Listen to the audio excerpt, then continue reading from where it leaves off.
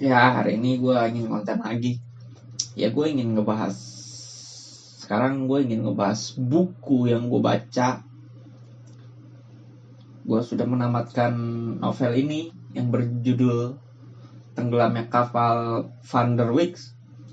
Ini karangannya Buya Hamka. Ini novel sih. Novel romansa. Sebenarnya gue juga udah nonton filmnya. Tapi di sini ada sedikit perbedaan ya antara novel sama film. Ya mungkin gue ingin bercerita apa yang gue dapat dari buku ini.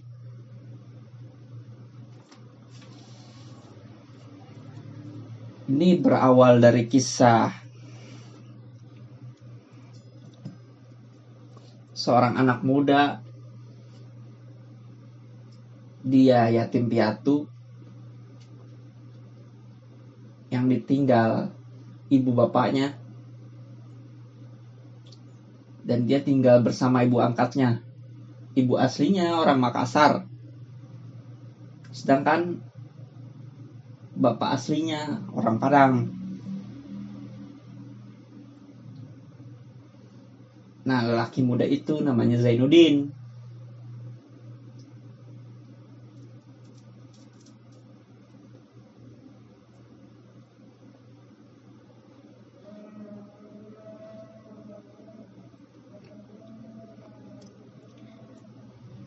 Dan pada akhirnya dia memutuskan untuk merantau ke negeri Padang, ke Sumatera.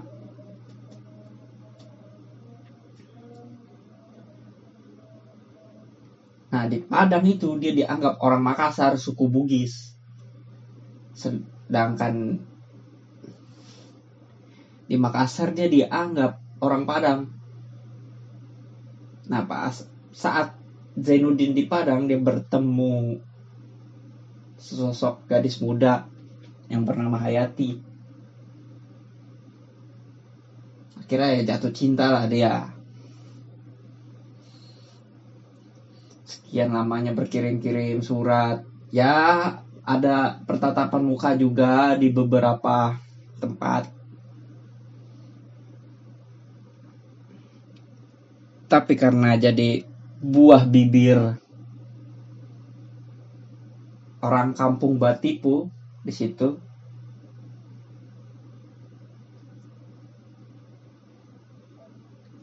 akhirnya Hayati ini mulai merasa iba kepada Zainuddin. Karena hidup Zainuddin itu malang sekali ya. Kalau di dalam kisahnya, sudah ditinggal emak ibu bapaknya, terus dia diusir dari tanah kelahirannya, bahkan diusir juga dari tanah keturunannya.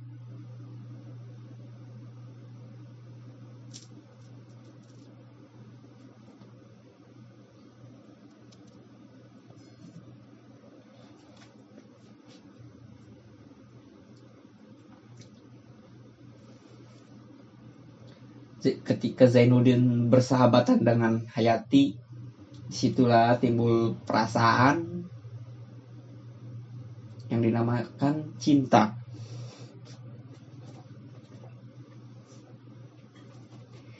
Nah, di sini kalau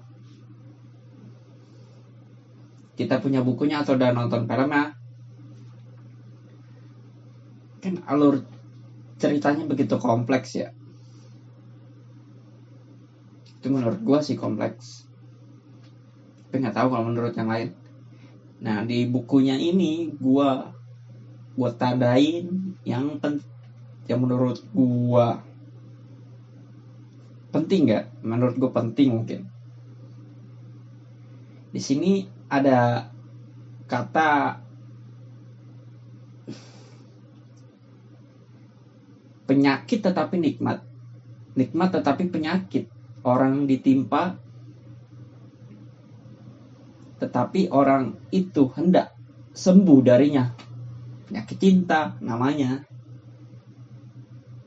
Terus ada lagi yang gue tandain di sini, bahwasanya seseorang memburu cinta adalah laksana memburu kijang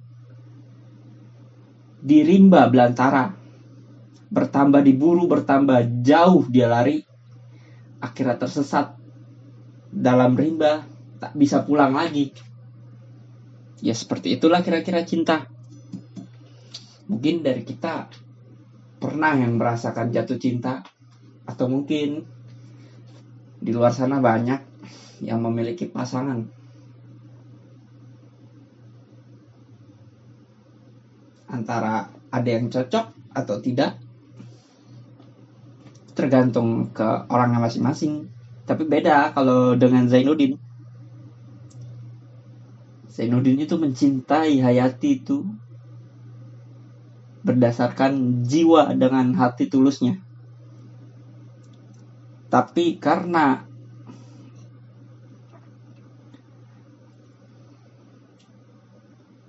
aturan ketat persukuan, jadi Zainuddin tidak diizinkan untuk menjadi pasangannya Hayati.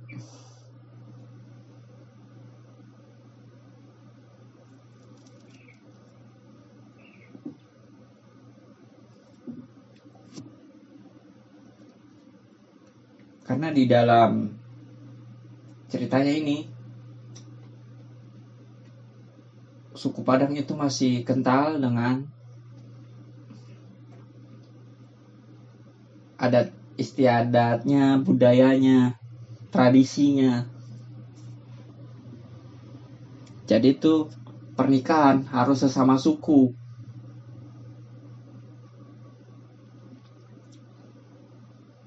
Nggak boleh beda suku. Karena perempuan itu menopang hidupnya pada lelaki yang kaya, mapan, beradat pula. Dengan keturunan yang jelas.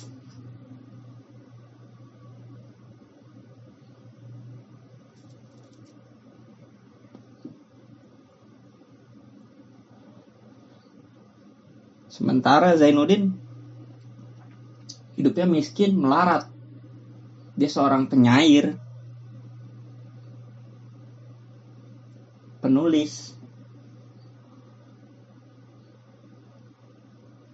Tapi sebelum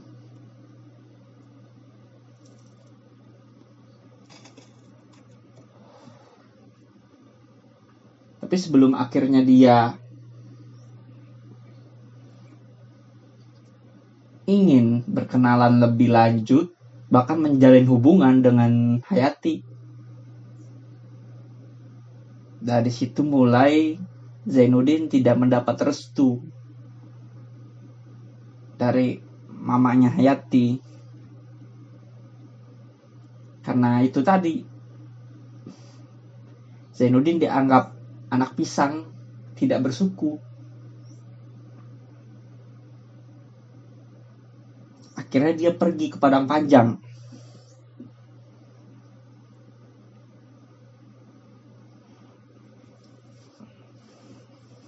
Pada saat di Padang Panjang, dia berkirim-kirim surat.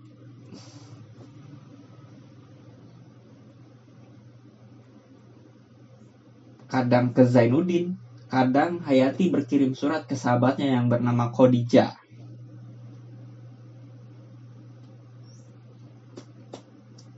Tapi sebelumnya, Hayati itu pernah berjanji akan menunggu kedatangan Zainuddin selama bertahun-tahun lamanya.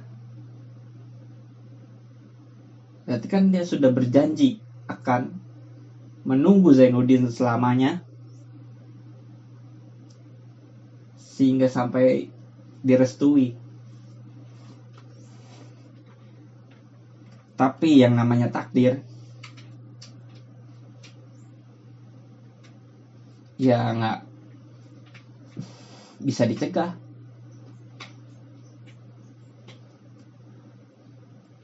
Pada saat ke Padang Panjang, si Hayati itu menginap di rumah sahabatnya yang bernama Khadijah itu. Nah, di situ dia berpikiran bahwa dia bisa bebas bertemu dengan Zainuddin, bertatap muka tiap-tiap hari. Tapi siapa sangka Khadijah ini memiliki kakak laki-laki yang bernama Aziz. Ya, dia kerja, kaya, berpangkat pula. Siapa perempuan yang tidak tertarik dengannya?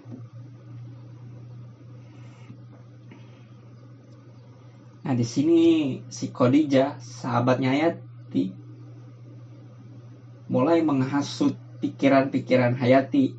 Ya, memang kalau di dalam buku ini Khadijah itu realistis. Dia memandang pria itu sebagai tupangan hidup.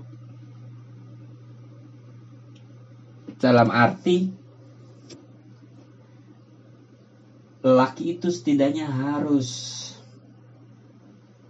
punya pekerjaan tetap, berpenghasilan, sehingga bisa dinafkahi saat sudah menjadi keluarga.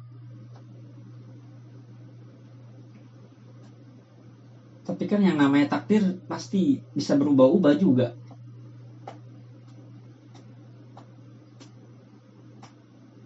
Sampailah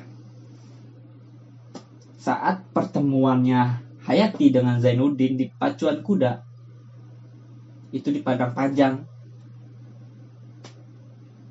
Hayati ini sebenarnya berpakaiannya tertutup, dia pakai kayak kerudung yang tinggal pakai aja gitu, tapi yang model-model zaman dulu lah. Ketika Zainuddin bertemu di pacuan kuda dengan Hayati, penampilan Hayati berubah drastis, lebih modern, lebih kekota-kotaan lah.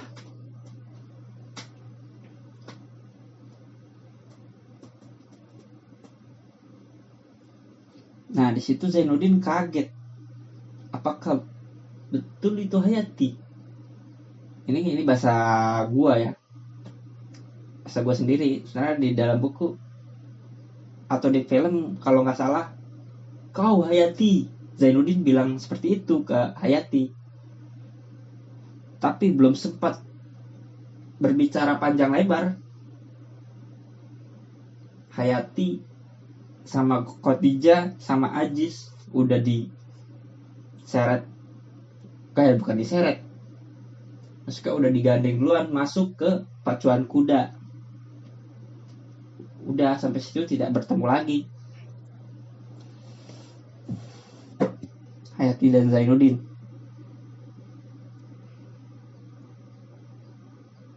Setelah lamanya tidak bertemu, ya sekitar berapa minggu ya seminggu atau 2 minggu 3 mingguan,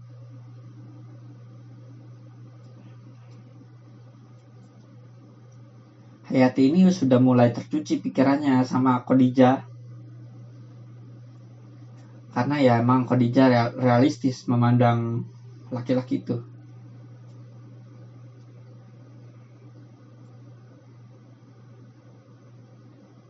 Sehingga orang tuanya Aziz menyuruh melamar Hayati yang dicintai Zainuddin.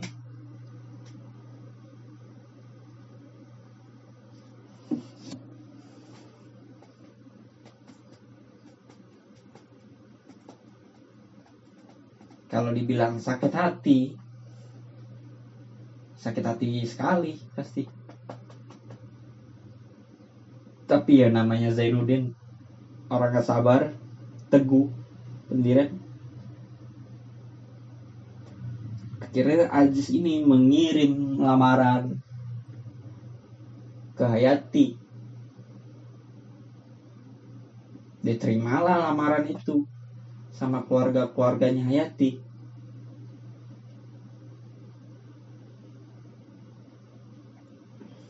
Lalu Zainuddin setelah mendapat warisan yang dari Makassar itu sebesar 3.000 gulden kalau nggak salah, akhirnya dia memberanikan untuk meminang Hayati. Tapi ya itu tadi, karena dia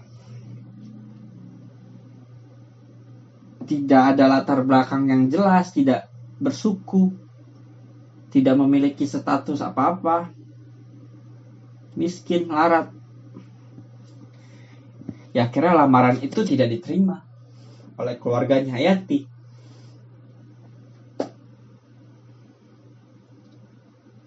Akhirnya dia meratapi kesedihannya tuh si Zainuddin hingga hari pernikahannya Hayati dengan Aziz. Tapi kalau dipikir-pikir ya, Zainuddin itu kan pandai membaca, menulis, bahkan rajin juga membaca buku. Tapi mengapa dia bisa terjebak dalam perasaan? Harusnya logikanya Zainuddin bisa mengendalikan perasaan itu sehingga dia tidak berlarut-larut di dalam kesedihan seperti itu. Akhirnya dia bertemu dengan sahabatnya Bang Muluk. Dia mendapatkan wejangan nasihat dari Bang Muluk sehingga dia sadar. Akhirnya Zainuddin ini memutuskan untuk merantau ke tanah Jawa. Di tanah Jawa ini si Zainuddin menjadi pengarang yang termasyhur. Seperti itu kira-kira. Nah, di sini juga ada kata-kata yang gua garis bawahi lagi sih, yang menurut gua wah, mana ya?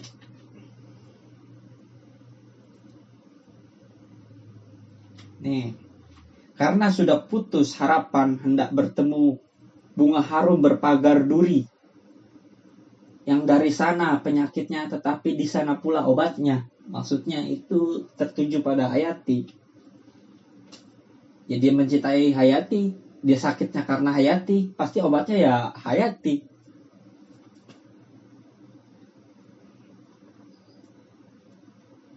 Nih Zainuddin saking bucinnya sama Hayati.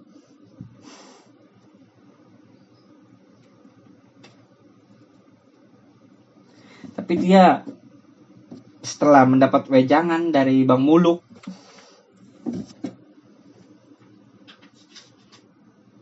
akhirnya dia sadar karena perkataan Bang Muluk itu tajam. Dia, kalau tidak salah, Bang Muluk tuh mengatakan, untuk apa berlarut-larut di dalam kesedihan? Padahal masih banyak di luar sana kebahagiaan yang bisa kita cari. Kurang lebih seperti itu Bang Muluk perkataannya. Kalau mau lebih jelasnya ada di buku, di filmnya juga ada sih, tapi nggak begitu mirip sama yang di buku.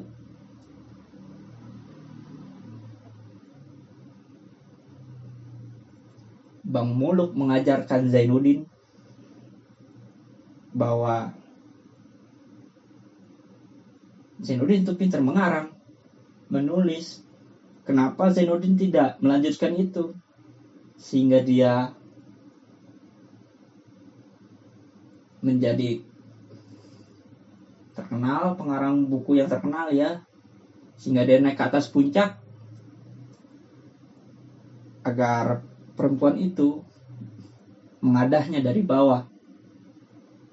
Tapi benar, Zainuddin itu sukses menjadi pengarang terkenal di suatu ketika di mana Hayati itu pindah ke Surabaya sama Aziz. Nah, sebelumnya memang Zainuddin itu udah merantau ke Tanah Jawa. Akhirnya pindah ke Surabaya. Dia modal sendiri untuk membangun usahanya menerbitkan buku. Saat pertemuannya dengan anak klub Sumatera, nah di sini bertemulah antara Aziz, suaminya Hayati, dan bertemu Zainuddin yang sudah berbeda dari sosok dulunya. Sekarang dia sudah sukses, terkenal karena sebagai pengarang dan hikayat sama syair-syair ya.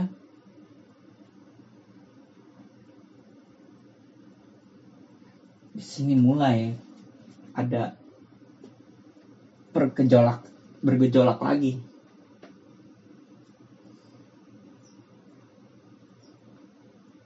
Ketika di Surabaya, si Aziz ini memang sebelumnya dia adalah lelaki penggoda rumah tangga orang, penjudi pula. Tapi sayangnya mendapatkan wanita seperti Hayati yang begitu amat polos lah, ibarat katanya polos, tapi baik.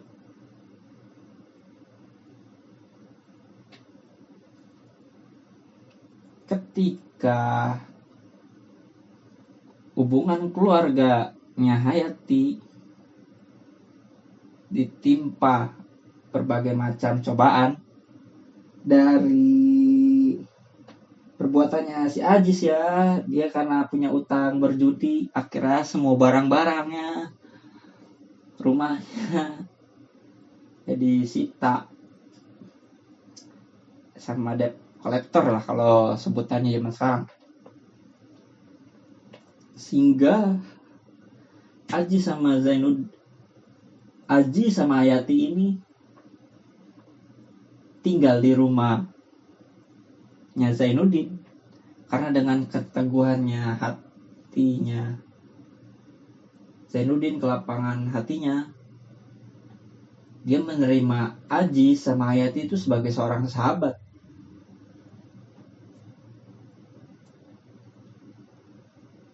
Tapi ya namanya cinta ya tidak bisa dibohongi.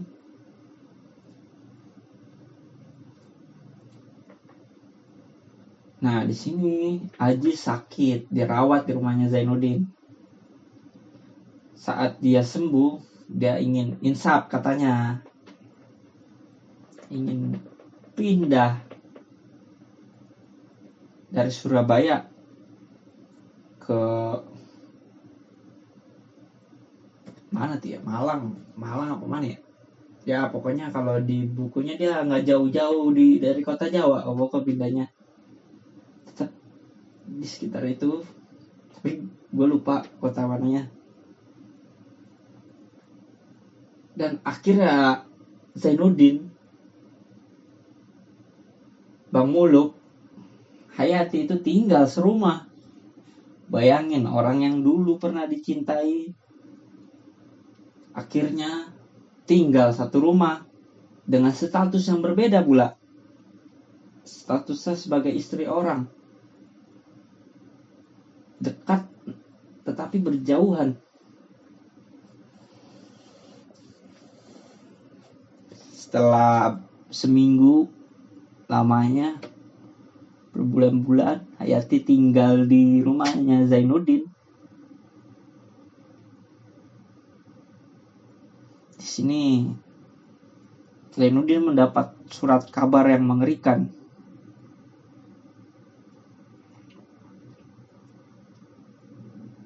Si Aziz itu menceraikan Hayati secara sah. Suratnya dikasih oleh Zainuddin, dikirim ke Zainuddin ya. Lalu yang kabar mengerikannya, Aziz ini bunuh diri di hotel, di dalam kamar hotel. Seakan-akan melepas tanggung jawab sebagai seorang suami. Tapi ya apa boleh buat, ya sudah takdirnya seperti itu.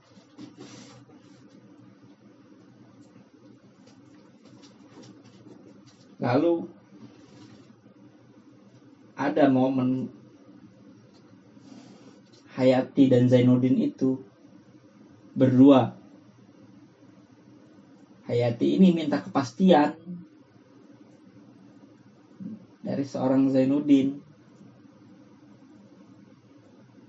Dia ingin Zainuddin itu mencintainya kembali. Tapi ya Zainuddin sebenarnya masih mencintai Hayati. Setelah itu keluarlah kata-kata dari seorang Zainuddin. Mungkin entah dendam atau apa ya. Ya mungkin dia dendam karena dahulunya pernah dijanjikan oleh Hayati. Karena ia mau menunggu Zainuddin sampai kapanpun, sampai berapa tahun pun. Tapi janjinya itu ya gak tepat. Dia menikah sama si Aziz itu, Hayati. Ya kadang seperti itu. Perkataan sama hati itu beda. Itulah manusia.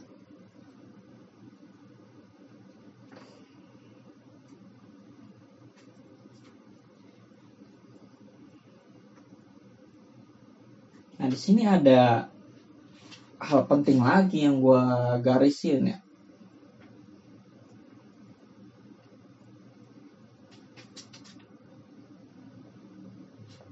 Ini ada 3 yang gue garisin kalau nggak salah. Tetapi cinta perempuan kepada laki-laki sebaliknya dari itu. Laki-laki pada pandangan perempuan adalah laksana dokoh emas yang tergelung di lehernya, atau gelang bertahta berlian yang melilit tangannya, perhiasan yang akan dibanggakannya kepada kawan semasa gedangnya, sesama gedangnya.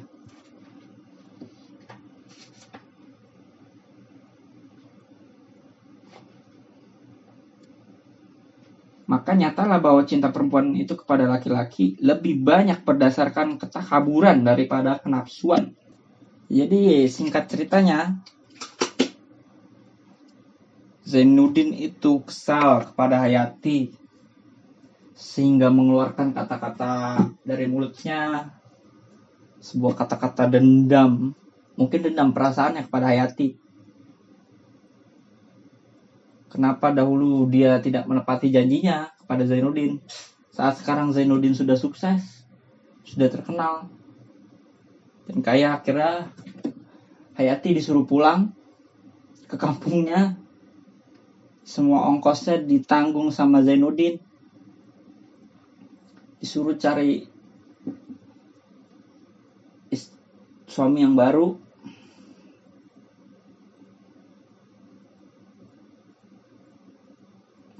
Tapi ya namanya takdir lagi di sini. Ketika Hayati menuju Padang naik kapal Van der Wijk, kecelakaan terjadi.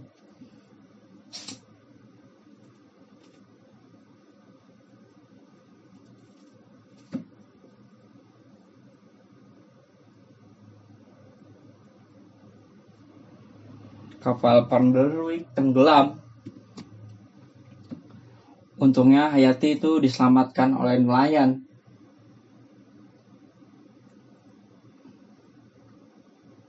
Nah, di sini ada pertemuan terakhir.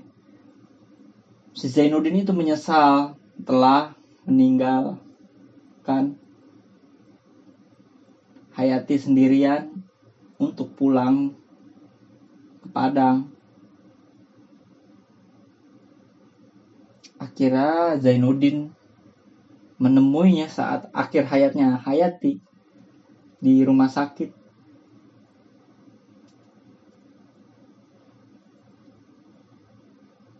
Nah, di sini sama-sama menyatakan perasaan cintanya Hayati dan Zainuddin. Tapi karena kesempatan itu sudah tidak ada lagi, akhirnya Hayati mengembuskan nafas terakhir karena sebelumnya dia tenggelam tapi selamat, mungkin paru-parunya kemasukan air atau apa ya, sehingga dia tidak kuat, kira meninggal. Dan ya, Zainuddin lagi-lagi ditinggalkan sendirian.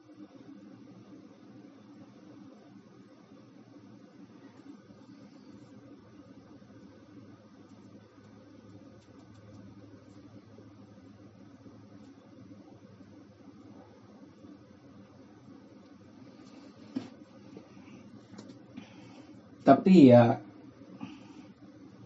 Zainuddin itu menganggap kalau nggak ada Hayati, dia tak akan beruntung. Si Zainuddin itu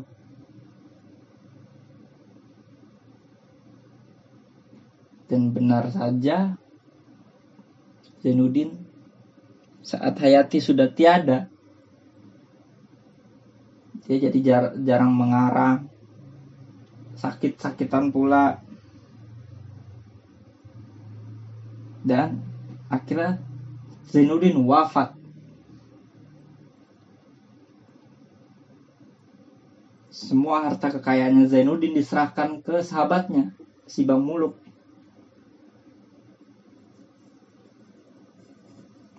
Di dalam akhir katanya, di akhir tulisannya Zainuddin, ada sebuah tulisan. Mana ya tulisannya?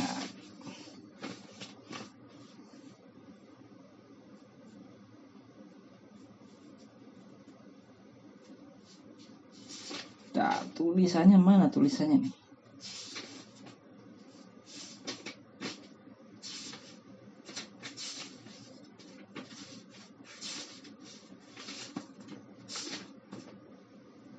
Nah, ini dia tulisannya. Dan akan tercapai juga kemuliaan bangsaku, persatuan tanah airku, hilang perasaan perbedaan dan kebencian, dan tercapainya keadilan dan bahagia.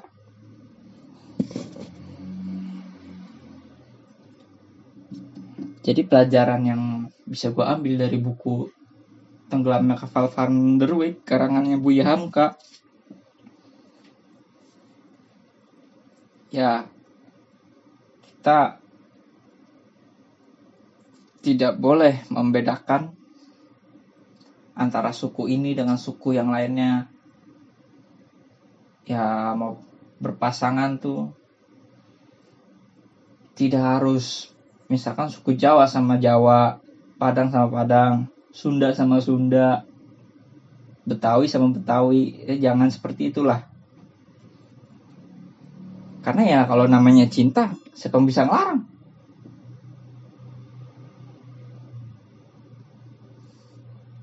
Itu kan hanya urusan kita dan Tuhan yang tahu. Kalau Tuhan takdirkan untuk berpisah, ya berpisah. Kalau Tuhan takdirkan untuk menjadi satu, ya satu.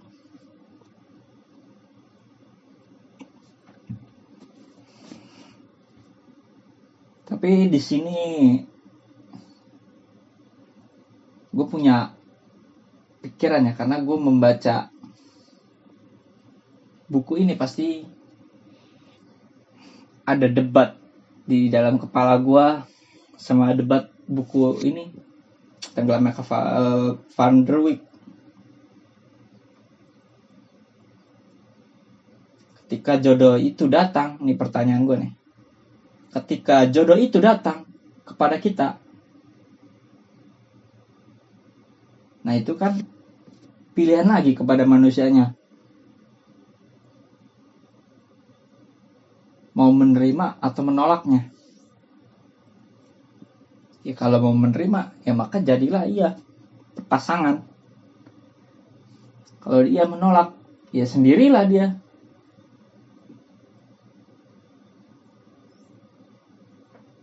Dan pelajaran lain yang gue ambil dari buku Tenggelamnya Kapal Van der Wijk, jika pernikahan itu belum matang secara emosional, secara finansial,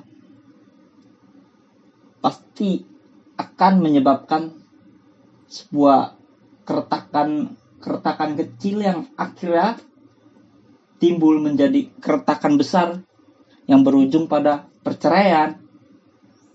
Dan itu yang gue gak mau sebenarnya. Ya walaupun masa-masa sebelumnya pernah gue kenal dengan wanita, tapi cukup ketika gue belajar dari buku, pengalaman.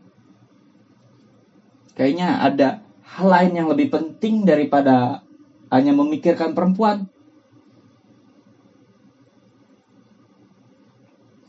Ya entah gue mau jadi apa, ya gue ingin merencanakan proyek gue yang lebih penting daripada perempuan. Bahkan negara ini pun juga harus gue pikirin, karena gue tinggal di sini, di negara ini. Kalau menurut gue hanya memikirkan percintaan, ya dangkal banget.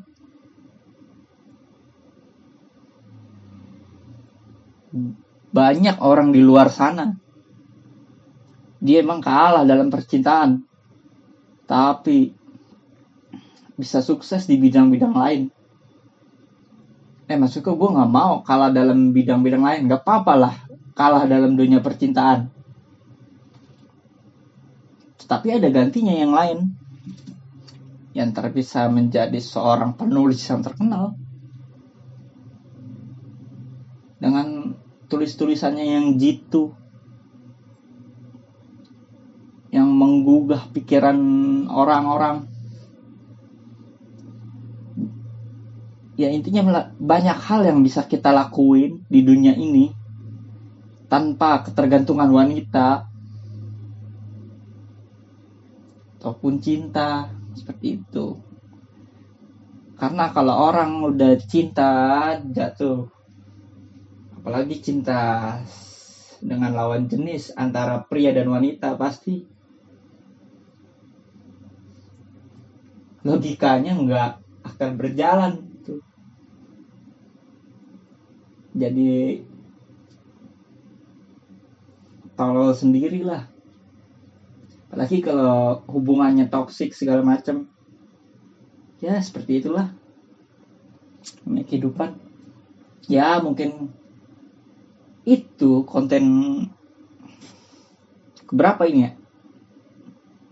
Ya mungkin konten ke sekian kalinya. Gue nyebutnya kesekian karena ya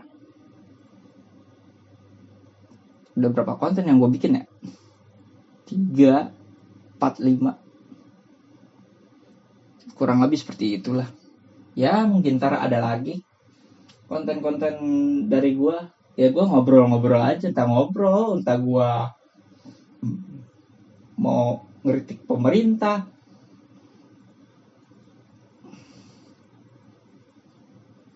ya bebas-bebas aja. Ya sampai bertemu di lain waktunya.